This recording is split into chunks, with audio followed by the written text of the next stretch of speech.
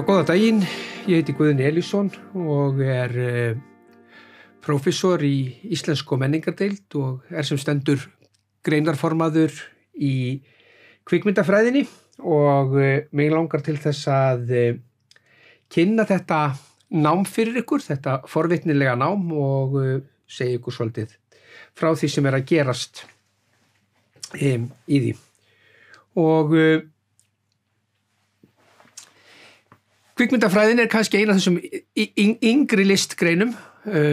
Hún ekki nema rétt rúmlega aldargömul og í samanburði til dæmis við bókmenntirnar sem teygja sig árþúsundir aftur í fortíðina. En í kvikmyndafræðinni við Háskóla Íslands þá þetta mikilvæga listform skoðað í fræðilegu ljósi. Það þýðir að þó að það sé verið að skoða einstakar kvikmyndir sem sjálfstæð og merkingarbær listaverk, þá reynum við líka alltaf að setja þessar tilteknu kvikmyndir í sögulegt og menningarlegt samhengi og við gerum það með þeim tækjum sem kvikmyndafræðin býður upp á. Þetta lifandi nám, þetta skemmtilegt nám, það mikið að gerast í nemendafélaginu og það unnið í svona dýnamísku samfélagi kvikmyndaunnenda og lögð áherslu á það að bjóða upp á almennar kvikmyndasýningar og lifandi umræðu kvikmyndir og fræði og nemendur og kennarar eiga í náinni samvinnu og hittast reglulega út misserið. En svona til að byrja með þá langaði mig aðeins að fara stuttlega yfir samsetningu og skipulag námsins.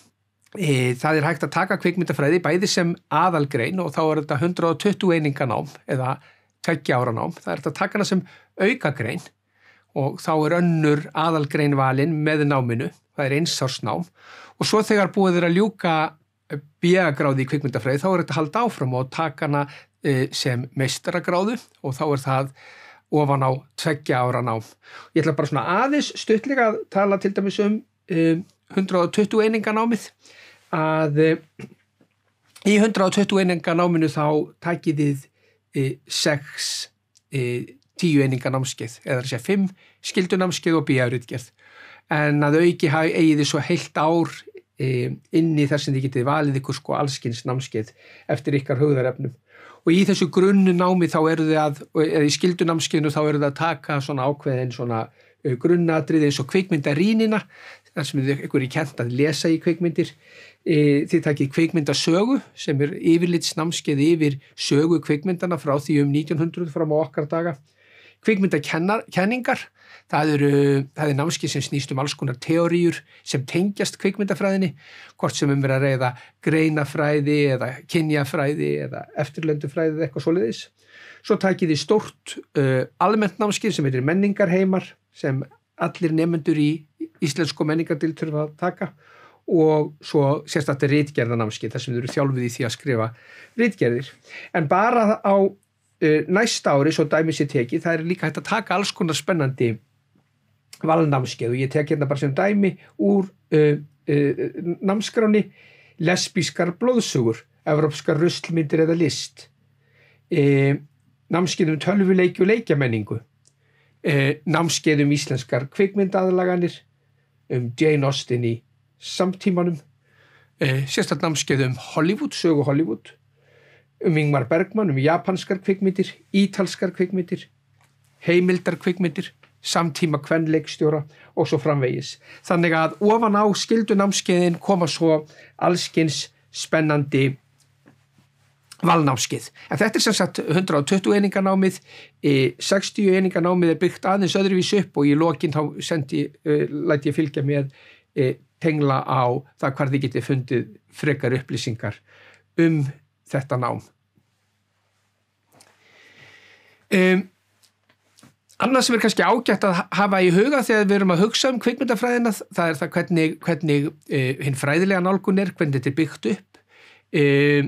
Við erum í senn að skoða þetta ráðandi kvikmyndamenningu eins og þá sem við sjáum í Hollywood, en við erum líka að skoða heimsbíóið. Við erum að skoða það hvernig íraskar kvikmyndir eru gerðar, við erum að skoða kvikmyndir frá Ítalíu, Frakklandi, Rússlandi, Japan, afríska kvikmyndamenningu og svo framvegis. Þannig að við erum í senn að skoða heimsbíóið og Hollywood. En við erum líka að skoða ákveðnar undirgreinar kvikmyndalistarinnar, hvort sem það eru heimildarmyndir sem lúta þá ákveðnum lögmálum eða sjónvarpsþættir, tilraunamyndir eða hrollvekjur. Ég kenni reglulega námskeið í hrollvekjum til dæmis. Þar sem þessi tiltekna grein kvikmyndalistarinnar er skoðuð ofan í kjölinn. Svo eru fræðilegar nálganir, sérstök námskeið sem eru helguð fræðilegum nálgunum. Það getur til dæmis verið námskeið sem leggur feminískar áherslur, kynjafræðilegar, námskeið sem skoða kvikmyndagerði í gömlu nýlendunum og er þá mótað af eftirlendufræðum og svo framvegis. En ofan á það hefur hægt og rólega verið að koma inn meira og meira af námskeiðum sem fjalla skjámenningu og nýmiðla. Námskeiðum sem snúast tölvuleiki og tölvuleikjafræði, sýndarveruleika og fleira. Þannig að kvikmyndafræðin hefur á einn eða annan hátt svona víkkað út sjónarhorn sín og er farin að taka til núna annara þátta heldur en þið getur kannski fyrstu sín ímyndað ykkur. Annað sem skiptir máli þegar við erum að tala kvikmyndafræðina, því þetta er ekki bara svona formlegur lærdómur í námskeiðum, er það að kúltúrin í kvikmyndafræðin er mjög öflugur og ríkur og mikið að gerast í nemendafélaginu. Meðal annars hefur nemendafélagið starfrækt sem kallast þetta gagnrýnendasveit kvikmyndafræðinar, þar sem nemendur skrifa dóma kvikmyndir í kvikmyndahúsum og þessir dómar þeir birtast svo á vefsvæði hugvísindasviðs á Hugrás og þessir dómar heita engar stjörnur vegna þess að það eru engar stjörnur gefnar. Lesandinn verður að fara í gegnum dóminn til þess að vega og meta það hvernig gagnrýnandinn dæmir myndina. En ofan á það eru svo hlaðvörp reglulega þar sem nemendur tala það áhugaverðasta í kvikmyndakúltúr samtímans. Að lokum þá langaði mig bara að benda ykkur á það að það er auðvelt að nýta sér þjónustu okkar og skoða meira kvikmyndafræðina bara inn á vef Háskólans og inn á öðrum vefjum. Þið ættu til dæmis að kíkja á kvikmyndafræði Háskóla Íslands á Facebook. Rýnirinn sem er nemendafélagið, það er á Instagram og engar stjörnur er á Twitter. Farið gegnum námskeið næsta vetrar á kennsluskrá Háskóla Íslands.